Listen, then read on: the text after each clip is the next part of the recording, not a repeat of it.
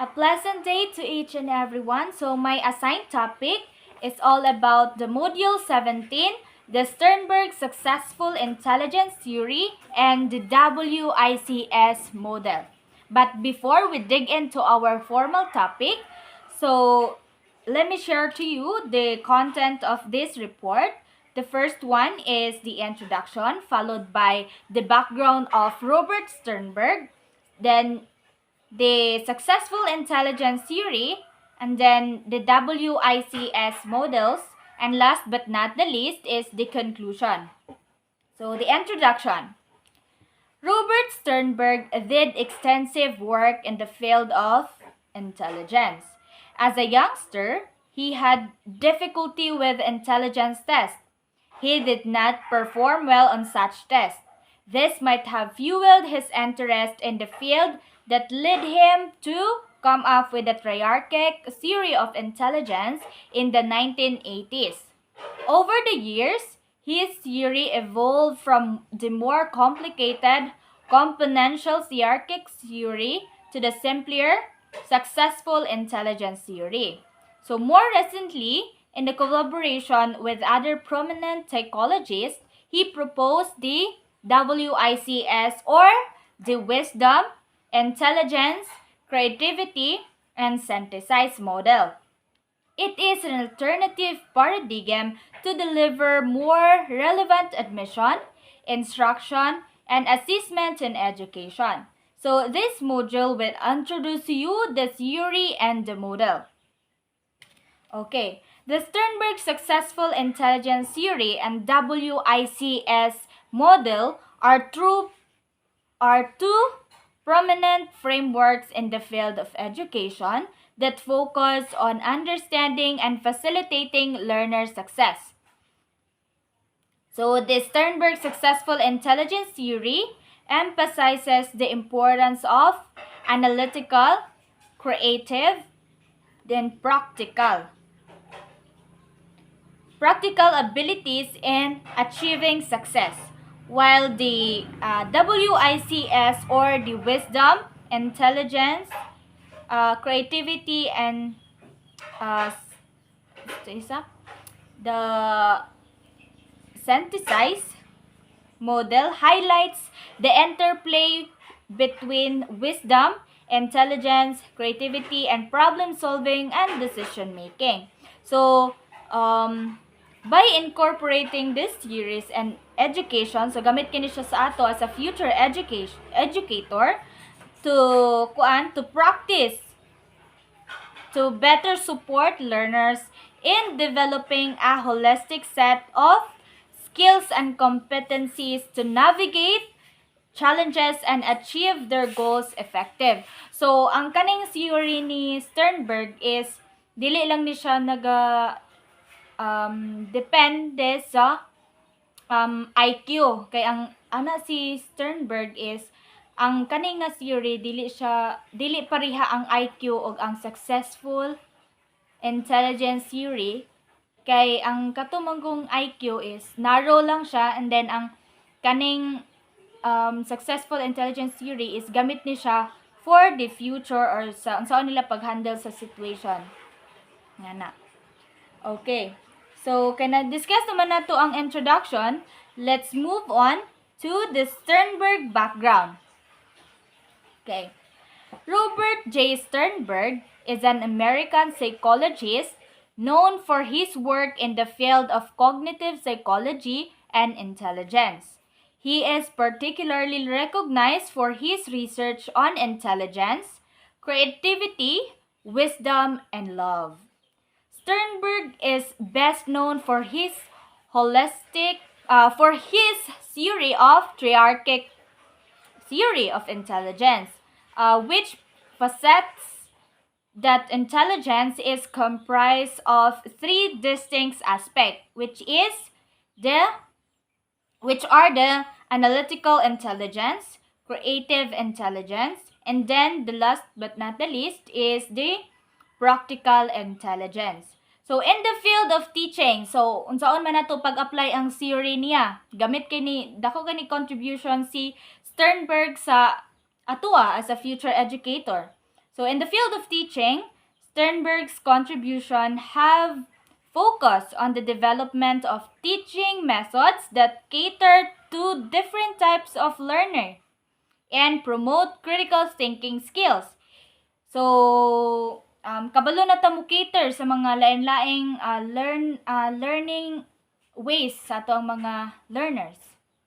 And he has emphasized the importance of teaching students how to think creatively and practically. So in addition to that, to mastering traditional academic subjects, Sternberg's work has and had a significant impact on educational practices and has influenced the way educators approach teaching and learning. So, dapat i-apply na to ang theory ni Sternberg. Kaya gamit ka na siya sa atua to consider also the other learning ways of our learners. So, let's proceed to the successful intelligence theory. So, Sternberg's successful intelligence theory is a framework that expands on his hierarchic theory of intelligence. So, according to his theory, successful intelligence involves the ability to achieve one's goals in life, given one's personal standards and within one's socio-cultural context. So, ingon si Sternberg sa iyang theory, dili lang naga-focus ang pag-test sa intelligence, ma-test ang intelligence or ang measurement sa intelligence sa iyahang score sa exam, sa iyahang performance, tingana, but rather og unsaon niya pagdala ang situation sa iyang life, like unsay pamaagi niya pag-respond sa iyang problems and that nga mga decisions sa life. Munay ingon niya nga dira daw ma-measure ang intelligence sa bata. So dapat flexible ta para mo adapt sa ilahang way to learn or ilahang way of intelligent. Ilahang kamaayos nga field. So, successful intelligence is composed of 3 key components. So, the first one is analytical intelligence, creative intelligence, and practical intelligence. So, ang analytical intelligence, so is ato aning isa-isahog define para masabtan na to. So, analytical intelligence involves the ability to analyze and evaluate information, solve problem, and decisions. So, from the word analytical, so kabalo sila mo analyze sa unsa ilahang ang right decision nga ilang i-make sa ilang kaugalingon.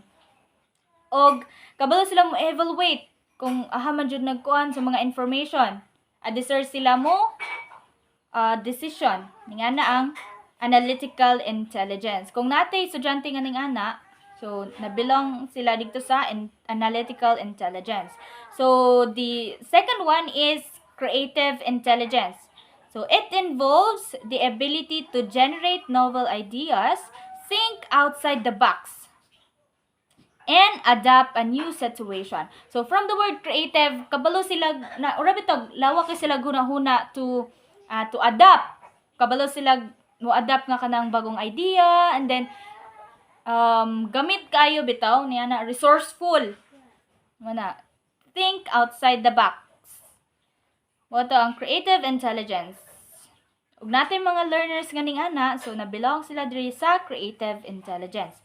So the last one is the practical intelligence, involves the ability to apply knowledge and skills to the real world situations and to effectively navigate one's environment. So from the word practical intelligence, so atong natay mga learners nga na sila'y common sense. Kabalo silag unsay sakto, unsay dili, unsay effective, unsay dili, then kabalo silag mo handle sa real world situation. Okay, so the successful intelligence theory has 4 skills included the theory are described the following. So the first one is the memory skills, the analytical skills, creative skills, and practical skills. So let's define the memory skills, which is it involves it can help us recall facts and pieces of information. It helps us retain the knowledge we acquire. So muna yung memory skills. The second one is analytical skills. It helps the person determine if the certain idea is good. Kabalo sila unsay sakto, unsay dili. Kabalo sila mo analyze, daan ay sila mo make a decision. So the third one is creative skills. Allow a person to come up with a new idea, usually to answer a need or solve a problem. It makes one flexible and able to adjust to changes in one situation. So, from the word creative skills, kabalo sila mo think outside the box. Na sila yung mga new ideas, resourceful sila on how to handle in a new ideas nga ilang ni come up sa ilang mind. And the last one is practical skills. Practical skills enable a person to apply what one has learned. It also allows one to carry through or implement a plan. So from the word practical skills, kabalo sila common sense to use that learning into apply sa ilang situations silang life. So ingon si Sternberg believed that traditional views of intelligence focus heavily on memory and analytical skills, ana si Sternberg. This traditional view led to teaching strategies that focus mainly on memory and analytical skills as well. It naturally followed that assessment of learning likewise concentrated heavily on these two skills. Okay, so ang memory and analytical skills are very much necessary. Ingon si Sternberg. Being able to recall information or have knowledge is needed to begin thinking creatively. Okay, one cannot apply knowledge which he cannot remember. Sakto yung ingon, nga dili daw na to ma-apply ang knowledge kung wala na to nahuna-hunaan. Wala na to na-remember. So, analysis is important because one can think of new and better ideas. However, memory and analytical skills should not be the only focus of education. Ingon siya nga, dili lang kay ta mag-focus sa memory o sa analytical na skills sa bata, ingon si Sternberg. Because he believes that we can also emphasize the creative and practical intelligence. Dapat i-consider po nato ang creative and practical intelligence sa ato ang mga learners. So, creativity is what moves people forward. Creativity gives birth to a new and better solution to problems. Without creativity, we will get trapped in things and ways that don't work anymore. So kung wala daw tay creativity nga skills, ma-stuck daw to sa situation nga sige nilag balik-balik, pero ang result is wala ra day gihapon. So dapat i-consider nato ang creativity skills sa ato ang learners in the future. So practical intelligence. So, kinahanglan pero tag practical intelligence. So, practical intelligence, on the other hand, make us apply what we have learned. It gives us the actual to what needs to be done. So, practical. Na kay common sense to use that kanang learning nga na acquire nimo into sa imong situation sa imong life. O unsa man tong mga learnings nga gitudlo sa school, sa dapat ang bata kabalo siya mo apply nga kanimo ni ingon ni ma'am nga muni maayo nga buhaton. So dapat i-build na to pod ang practical intelligence sa ato ang learner. So according to Sternberg, successful intelligence is the ability to succeed in life.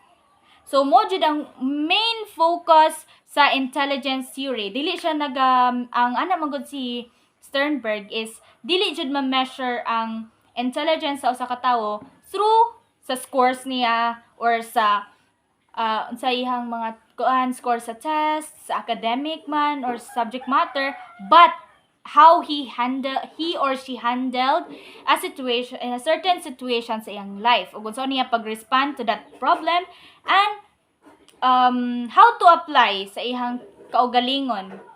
Mo nay tinuod nga intelligent ingon si Sternberg. So it is the ability to succeed in life. Given one's own goals within one's environmental context, it is maximizing one's own strength, not only to adapt to one's environment, but to also contribute significantly to society.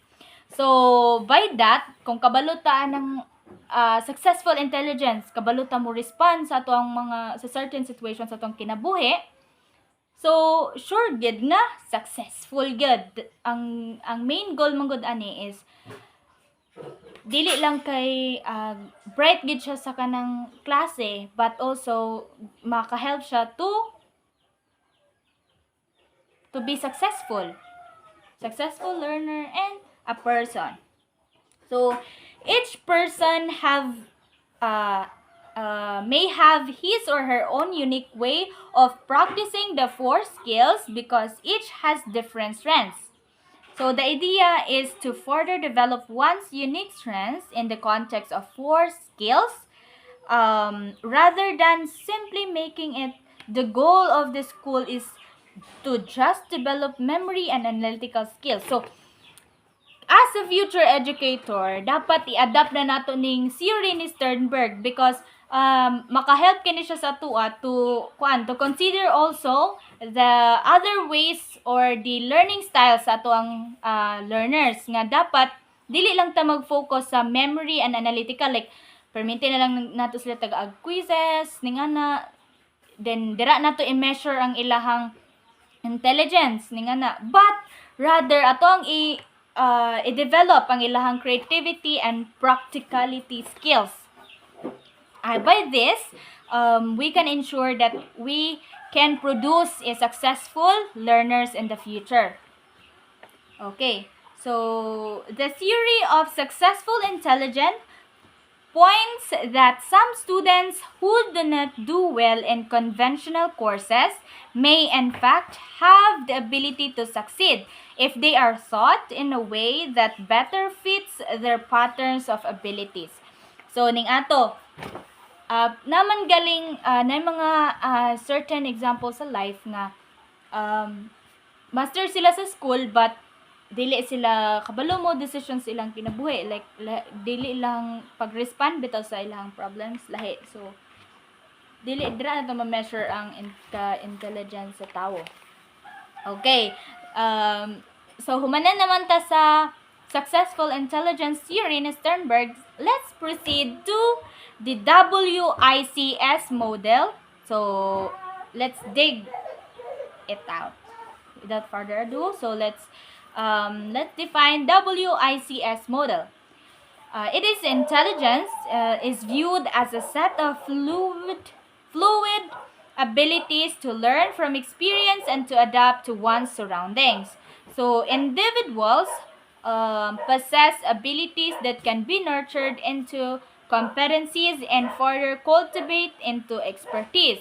So the WICS is more recent model of how human thinks and reason that can help us understand how students will learn most effectively. So it aims to develop basic abilities and true expertise. So WICS stands for, first is wisdom, for W, intelligence, creativity, and synthesis. So mo po ning model nga gihimo ni Robert Sternberg. So ingon siya dito, ang ihang main point sa ihang model is the basic idea daw. So the basic idea is that citizens of the world need creativity from the vision of where they want to go